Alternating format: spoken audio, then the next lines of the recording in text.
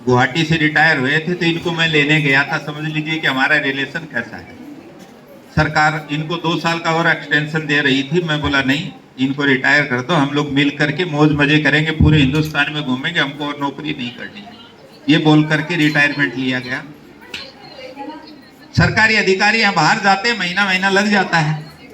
एक बार बाहर चले गए,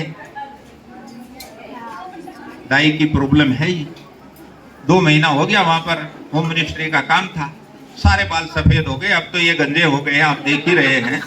ये जब भी मेरे पास खड़े होते हैं तो कभी कभी प्रॉब्लम होती है, लाइट गिरती है तो मुझे दिखाई नहीं देता, क्योंकि यहाँ से बहुत जबरदस्त लाइट निकलती है। एक बार ये आ रहे थे और मैंने दूर से देखा कि पूरा लाइट में कुछ दिखाई नहीं दे रहा है, मुझे एक भी बाल दिखाई नहीं दिया। मैंने चश्मा लगाया, देखा तो 2 बाल दिखाई दी।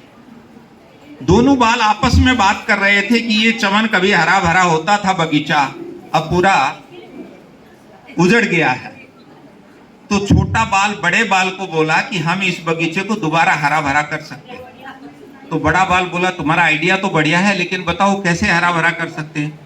बोला हम दोनों शादी कर लेते हैं, और जो बच्चे होंगे तो हरा भरा हो जाएगा। तो बड़ा बाल छोटे बाल से बोला कि तुम्हारा आइडिया तो बढ़िया है, लेकिन हिंदुस्तान में बाल विवाह पर प्रतिबंध है, तो इसलिए ये बगीचा वैसे ही रह गया, उजड़ ही रह गया। तो ये जब बाल हुआ करते थे तब की बात बता रहा हूँ। दिल्ली गए थे, 2 महीना हो गया, पूरे बाल सफेद हो गए। जी ने भी सरकारी अधिकारी क्या करते हैं ना, एक ही डब्बा रखते हैं, उसे मियाँ बीवी दोनों एक साथ ही डाई करते हैं, फालतू का खर्च नहीं करते, मितव्ययी होते। भाभी जी ने भी डाई नहीं की, 2 महीना में उनके बाल भी सफेद हो गए।